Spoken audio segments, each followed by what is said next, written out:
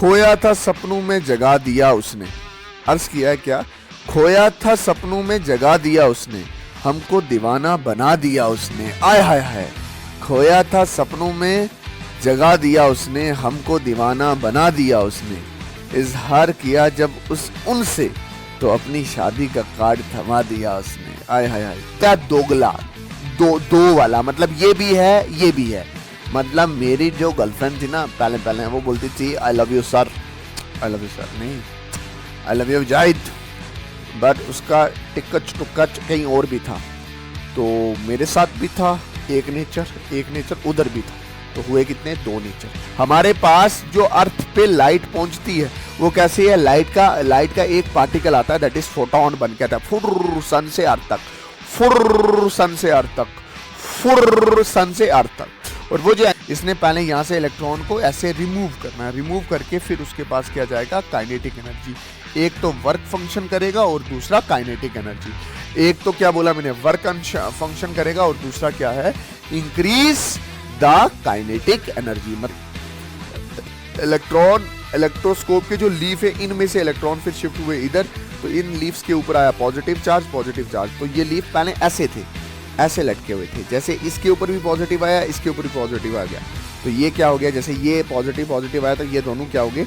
एक दूसरे को रिपल करने लगे। तो हमें पता चल गया कि हाय एवरीवन, अस्सलाम वालेकुम रहमतुल्लाहि बरकातहू, नमस्ते, सत श्री अकाल, के हाल है? रुखसाना, फरजाना, बशीर, नजीर, मुदस्सिर, मुबश्शिर, सब बढ़िया? हाँ बढ़िया सर। आज तो आप यूं लेक्चर डाल रहे हो, रातों रात फिजिक्स खत्म करनी है, क्या बात है जाने। और बशीर सर क्या हाल है? सुबह तुझे ना देखेगा ना तो लेक्चर तो बोलेगा मास्टर ने आज रात में ही फिजिक्स खत्म कर देनी है। और सर अकेले लेक्चर बना रहे हो? हाँ अकेले बना रहा हूँ भाई साहब, बड़ी ठंड है, बट क्या करूं भाई साहब, आपके लिए लेक्चर तो बनाने ही पड़ेंगे। अभी का लेक्चर क्या है? That is dual nature of matter and radiation. ये भी अभी खत्म करते हैं तकरीबन 30 से 40 मिनट में। शेर सुनाऊं? एक अभी शेर मैं पढ़ रहा था यार। शेर शायरी तो मेरे मन में है यार, शेर शायरी के बिना तो मैं जी नहीं सकता। अर्ज किया है क्या? अर्ज किया है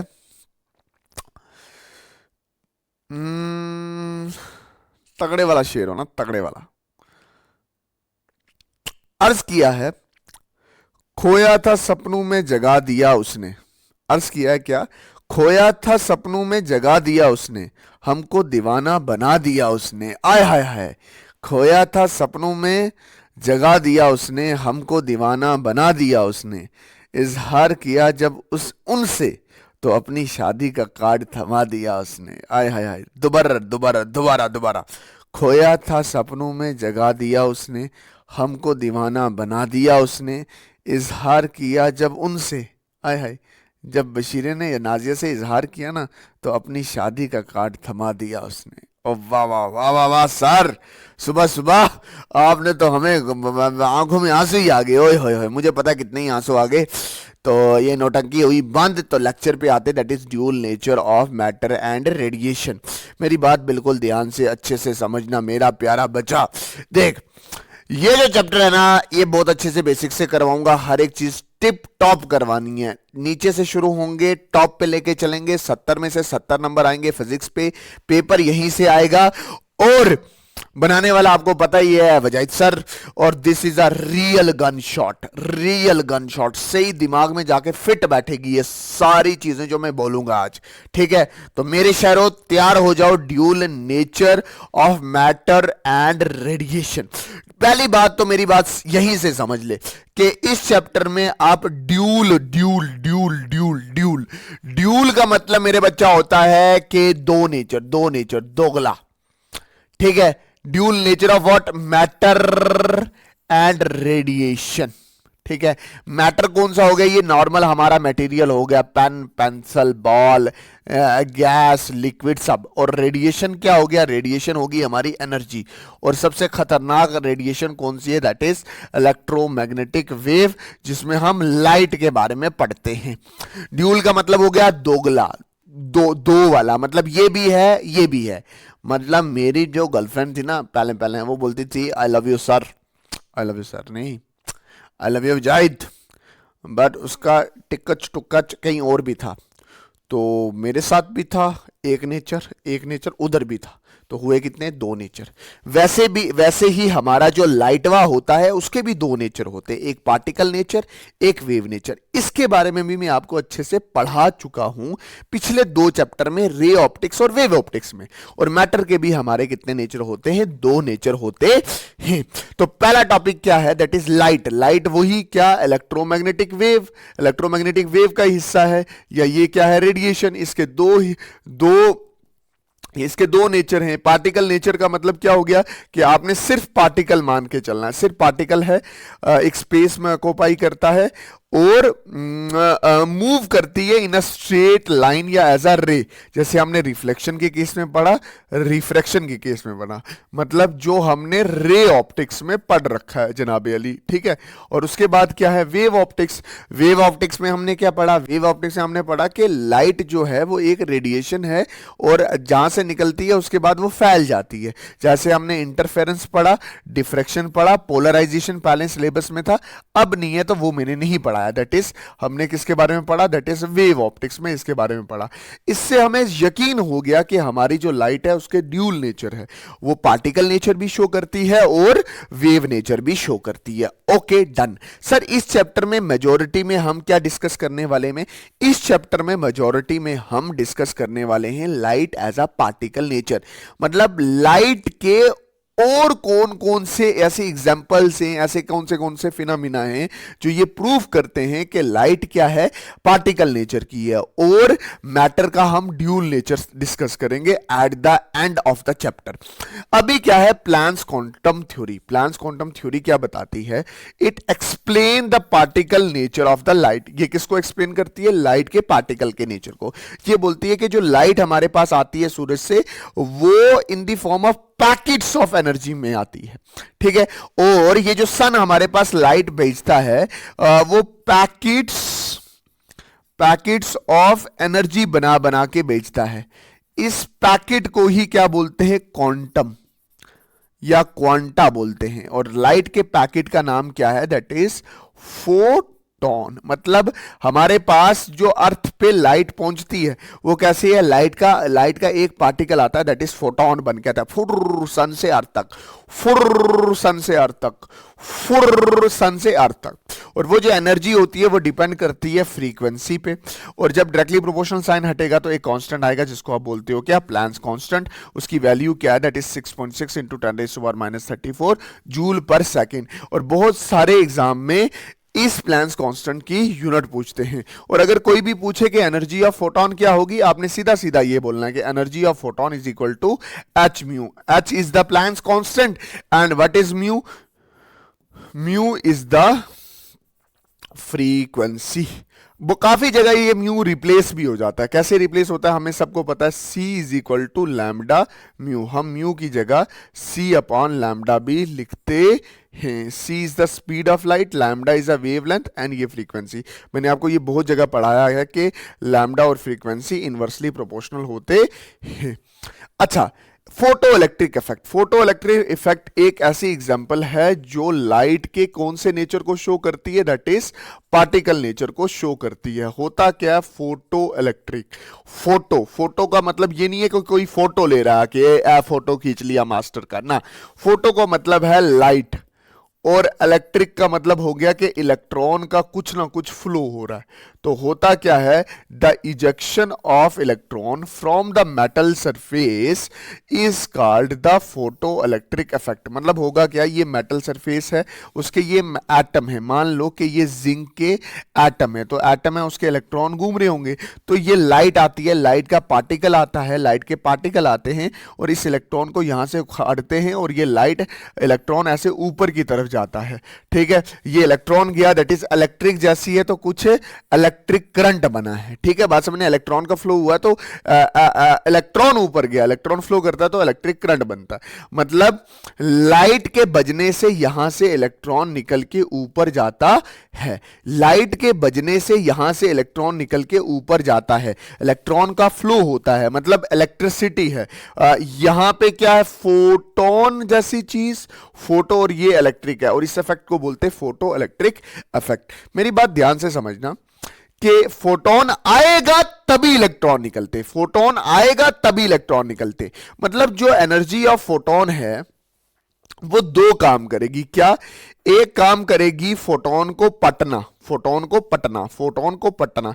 मतलब जो एनर्जी ऑफ फोटोन है उसके पास इतनी एनर्जी तो होनी चाहिए जिससे वो इलेक्ट्रॉन को उखाड़ सके, और दूसरा काम करेगी कि उसको धक्का मारेगी ताकि इलेक्ट्रॉन को थोड़ी सी वेलोसिटी मिल सके और वो मूव कर सके। मैं क्या बोल रहा हूं कि ये फोटोन है, ये फोटोन जब इस इलेक्ट्रॉन के ऊपर बजेगा, ये बजेगा तो इस फोटोन के पास इतनी एनर्जी होनी चाहिए कि ये फोटोन यहां से पट सके या यहां से ये उखड़ सके, उखड़ सके, उखड़ सके, और जो बची हुई एनर्जी होगी वो इस इलेक्ट्रॉन को जाएगी ताकि इसकी वेलोसिटी बढ़ सके।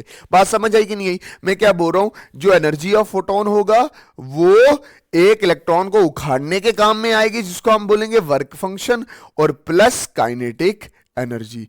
तो energy of photon work function को फाई से डिनोट करते हैं, प्लस काइनेटिक एनर्जी। मैं ये इक्वेशन पहले क्यों लिखा रहा हूं, क्योंकि बच्चे के दिमाग में ये जाना चाहिए। इसको मैं बाद में जाके इस इक्वेशन को बोलूंगा आइंस्टाइन फोटो इलेक्ट्रिक इफेक्ट की इक्वेशन।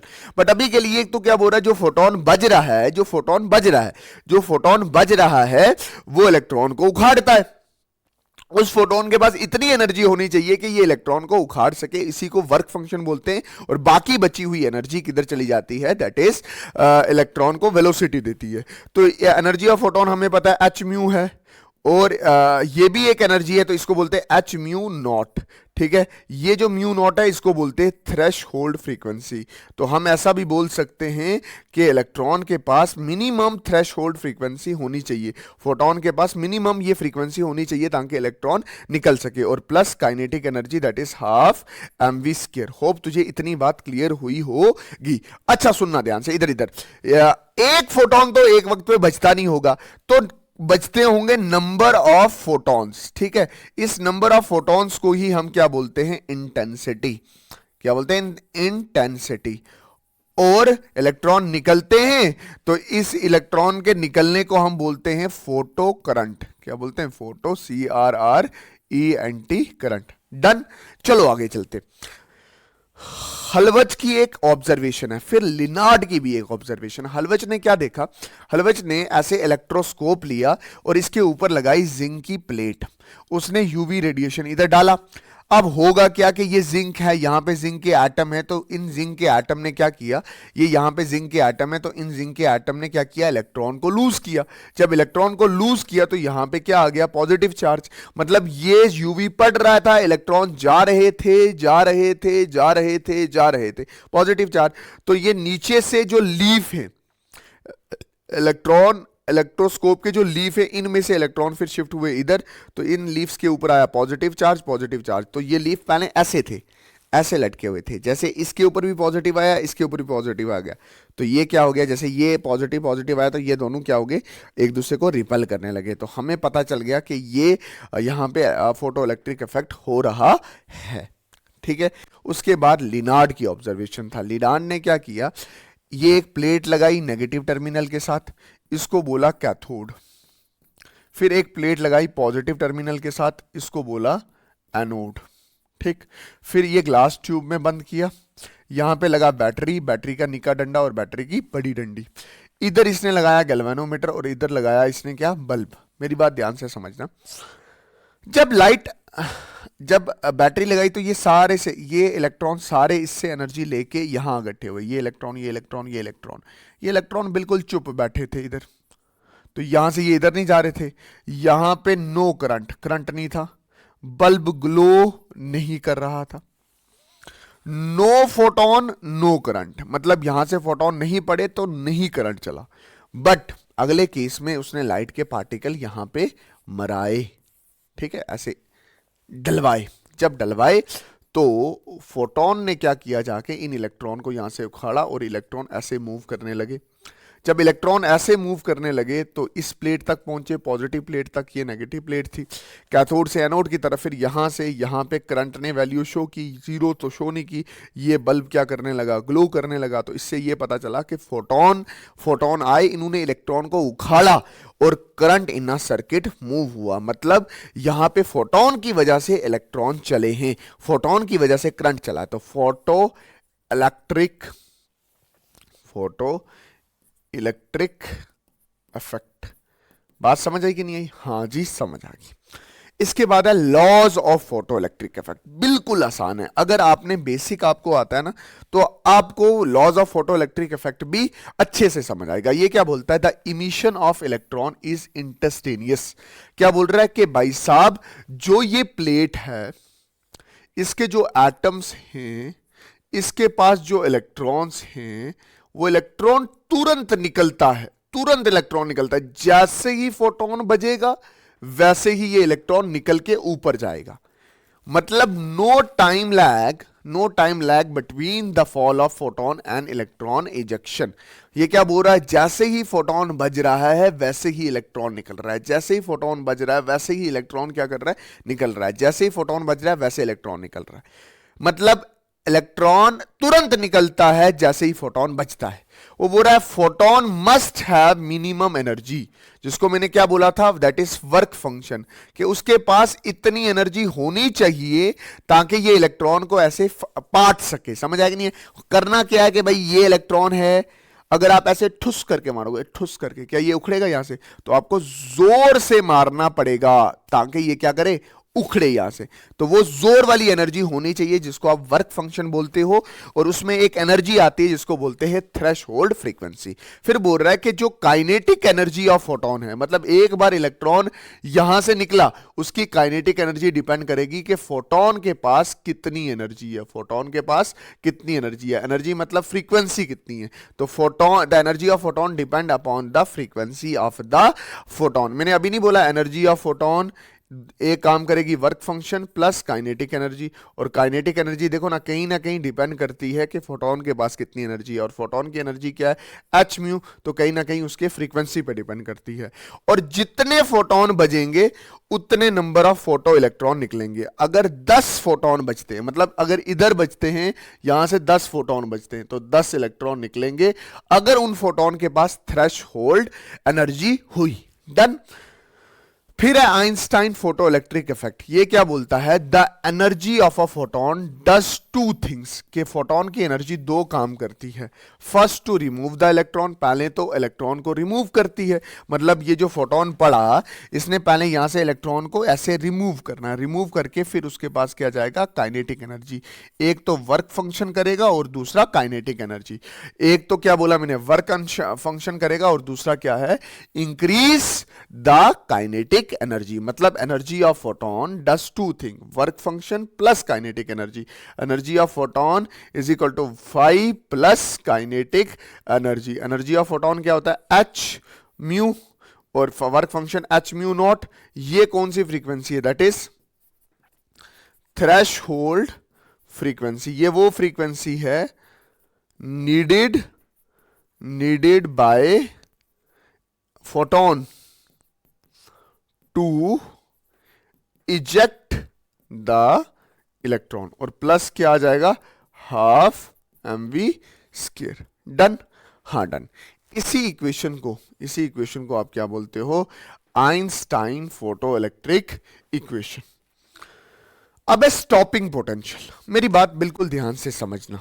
देख, स्टॉपिंग पोटेंशियल क्या है, मेरी बात अच्छे से समझना। देख, ये नेगेटिव टर्मिनल है, ये नेगेटिव टर्मिनल है, ये पॉजिटिव टर्मिनल है, ये पॉजिटिव टर्मिनल है। तो ये बैटरी क्या देती है? एनर्जी देती है। तो सारे इलेक्ट्रॉन यहाँ पहुँचते हैं, फिर फोटोन यहाँ पे बचता है, तो फोटोन यहाँ पे बचते हैं, तो इलेक्ट्रॉन यहाँ से निकल के ऐसे इजेक्ट आउट होते हैं। तो इलेक्ट्रॉन चलते रहते हैं। ठीक है, मैं बोल रहा हूँ बैटरी की कुछ ना कुछ हिस्सेदारी है इलेक्ट्रॉन को वहां पहुंचाने में। मैं बोल रहा हूँ बैटरी का इतना पोटेंशियल कम कर दो, मतलब बैटरी को पोटेंशियल इतना कम कर दो ताकि ये जो इलेक्ट्रॉन निकल के वहां आगे की तरफ जा रहे हैं ये निकल के आगे की तरफ ना जाए। तो क्या है, negative potential in which photo current become zero, जहां पे फोटो करंट किसके बराबर हो जाए, जीरो के बराबर हो गए। मतलब ये इलेक्ट्रॉन मूव ही ना करें, पोटेंशियल इतना कम कर दो ताकि ये इलेक्ट्रॉन यहां से एनर्जी लेकर यहां तक ना जाए, इनके पास एनर्जी कुछ ना हो, तो फोटोन पड़ने पे भी ये इलेक्ट्रॉन निकल के ना आए। मतलब हमारा ये जो ये वाला करंट है वो क्या हो जाए, जीरो हो जाए। इसको बोलते हैं दैट इज स्टॉपिंग पोटेंशियल। अच्छा, अब कुछ ग्राफ हैं जिनका आपने ध्यान रखना है। ग्राफ, पहला ग्राफ क्या है, पहला ग्राफ है काइनेटिक एनर्जी और फ्रीक्वेंसी का ग्राफ। मैंने आपको बहुत अच्छे से बताया था कि जो एनर्जी ऑफ फोटोन है वो वर्क फंक्शन करता है, और दूसरा काइनेटिक एनर्जी, मतलब काइनेटिक एनर्जी कहीं ना कहीं इस पे डिपेंड करती है। किस पे डिपेंड करती है, इस एनर्जी ऑफ फोटोन। ये क्या होता है, H mu is equal to H mu not plus kinetic energy. मतलब काइनेटिक एनर्जी इस फ्रीक्वेंसी पे डिपेंड करती है। बट याद रखना कि कुछ फ्रीक्वेंसी यूज आ जाती है इलेक्ट्रॉन को उखाड़ने में, तब वो मूव नहीं कर रहा होता है। और जब एक बार प्लेट से इलेक्ट्रॉन निकल जाता है तो फिर जब वो मूव करता है तो तब इस इलेक्ट्रॉन की वेलोसिटी को कौन बढ़ाता है, ये वाली फ्रीक्वेंसी। इसकी वेलोसिटी बढ़ेगी तो काइनेटिक एनर्जी भी बढ़ेगी। बट शुरू में ऐसा नहीं होता, क्यों, क्योंकि इलेक्ट्रॉन प्लेट के साथ बढ़ा होता है। तो kinetic energy is directly proportional to frequency, but कुछ देर के बाद ये फ्रीक्वेंसी एनर्जी को बढ़ाती है, क्योंकि कुछ फ्रीक्वेंसी यूज की जाती है इलेक्ट्रॉन को निकालने में, जिसको आप थ्रेशोल्ड फ्रीक्वेंसी कहते हो। और फिर क्या है, photo current and the intensity. Photo current and the intensity, मैंने अभी आपको बोला था कि ये प्लेट है, अगर फोटोन के पास थ्रेशोल्ड एनर्जी है या वर्क फंक्शन है तो ये जो इलेक्ट्रॉन यहां से निकलेंगे, मतलब ये इलेक्ट्रॉन अगर 3 निकल रहे हैं तो यहां पे 3 फोटोन बज रहे होंगे तभी इलेक्ट्रॉन निकल रहे हैं। मतलब इंटेंसिटी क्या है, that is number of photon. मतलब अगर नंबर ऑफ फोटोन बढ़ेंगे, फोटोन बजने वाले बढ़ेंगे तो इलेक्ट्रॉन ज्यादा निकलेंगे, तो फोटो करंट भी ज्यादा होगा। तो ये क्या होगा, दैट इज स्ट्रेट लाइन होगा। ठीक, उसके बाद है करंट आई और वी का रिलेशनशिप। किस का, आई और वी का रिलेशनशिप। मैं बोल रहा हूं मैंने एक ही पोटेंशियल रखा हुआ है, एक पोटेंशियल कांस्टेंट रखा है, क्या उस पे अलग अलग करंट हो सकते हैं, एक ही पोटेंशियल पे अलग अलग करंट हो सकते हैं? हाँ, हो सकते हैं। समझ आया क्यों? देख, मान के चल ये बैटरी है और मैंने यहां पे पोटेंशियल रख दिया है जी,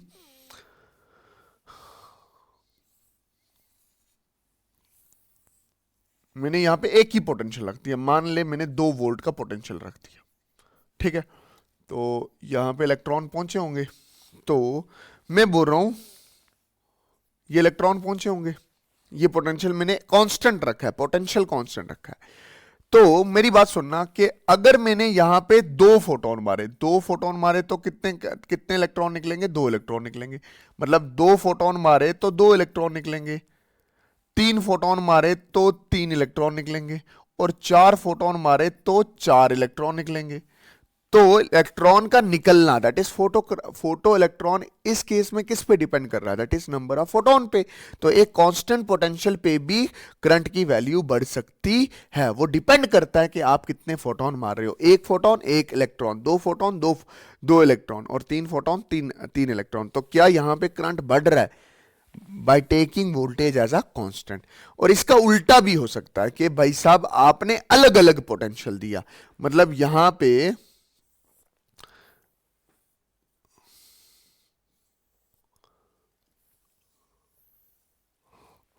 आपने क्या किया, अलग अलग पोटेंशियल दिया, अलग, या पहले 1 वोल्ट का पोटेंशियल दिया, आप यहां पे 1 फोटोन मरवा रहे हो तो कितने इलेक्ट्रॉन निकले, 1 ही निकला। फिर 2 वोल्ट का, मतलब यहां पे आपने 1 वोल्ट का, 2 वोल्ट का, 3 वोल्ट का, बट आप हमेशा एक ही फोटोन मरवा रहे हो, तो हमेशा करंट क्या रहेगा, आई ही, क्या रहेगा, आई ही करंट रहेगा, और एक ही इलेक्ट्रॉन निकल के जाने वाला है, क्योंकि फोटोन कितने बज रहा है, 1 फोटोन। पोटेंशियल अगर वेरी भी कर रहे हो तो वो पोटेंशियल करंट को नहीं बढ़ाएगा, कब तक, जब तक उस पे फोटोन नहीं बचेंगे। मैं क्या कहना क्या चाहता हूं कि आप चाहे इस केस में पोटेंशियल बढ़ा लो ये इलेक्ट्रॉन यहां से तभी निकलेगा जब फोटोन इस पे बजेगा। अगर आप पोटेंशियल बढ़ा रहे हो और फोटोन एक ही मार रहे हो तो इलेक्ट्रॉन एक ही निकलेगा ना। तो पोटेंशियल शायद 3-4 वैल्यू हो, बट करंट की वैल्यू एक ही होने वाली है। Wave nature of matter, wave nature of matter मतलब जो मैं हूं, मैं भी मैटर हूं, एक बॉल भी क्या है, मैटर है। मैटर वो चीज होगी जो स्पेस में आ जाए, स्पेस में ऑक्यूपाई हो, उसका कोई ना कोई वॉल्यूम हो। तो ये जो मैटर होता है ये एक जगह से फैलता नहीं है, बट हम बोलते हैं कि इसका भी एक वेव नेचर होता है। और वो वेव नेचर किसने एक्सप्लेन किया, that is de Broglie theory ने। उसने दो एनर्जी का इस्तेमाल किया, E is equal to H mu, that is Planck's constant theory, ठीक है। और दूसरा क्या है, दैट इज आइंस्टाइन की एनर्जी की इक्वेशन का इस्तेमाल किया, that is E is equal to M C square. ये दोनों एनर्जीज हैं तो मैं इसको ऐसे लिख सकता हूं, H mu is equal to M C square. C is the speed of light, M is the mass of an object, mu is the frequency.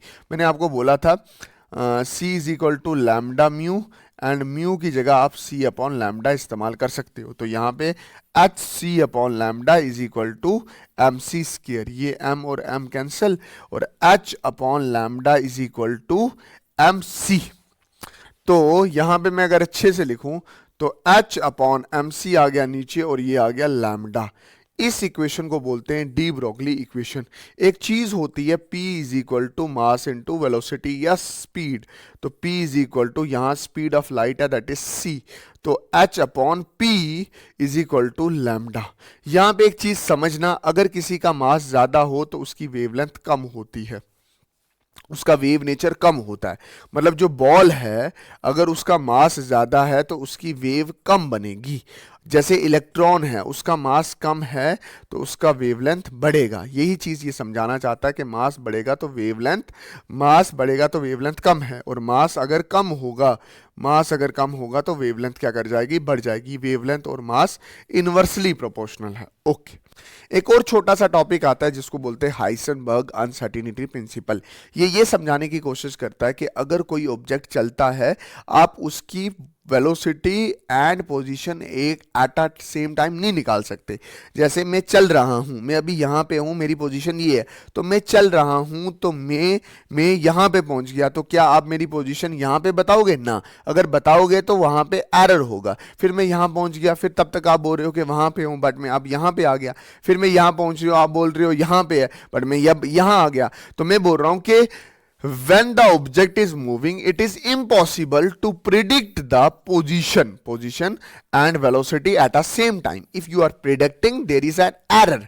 ये change in x, that is error in the position, and change in velocity, that is error in the velocity, is greater than or equal to nh upon 4 pi.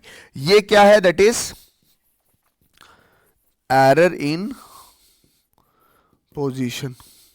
ये क्या है? That is error in velocity. और ये किसके बराबर है? Is greater than or equal to N H upon 4 pi M. अब मेरी बात ध्यान से अच्छे से समझना, ये प्लैंक्स कांस्टेंट है, 4 नंबर है, पाई 3.14 है, M mass of an object है, N is a number of shell. अगर आपको याद हो, ये न्यूक्लियस है, ये पहला शेल, दूसरा, तीसरा, चौथा, जिसको के एल एम एन करके भी पुकारते हैं। N is equal to 1, N is equal to 2, N is equal to 3, N is equal to 4।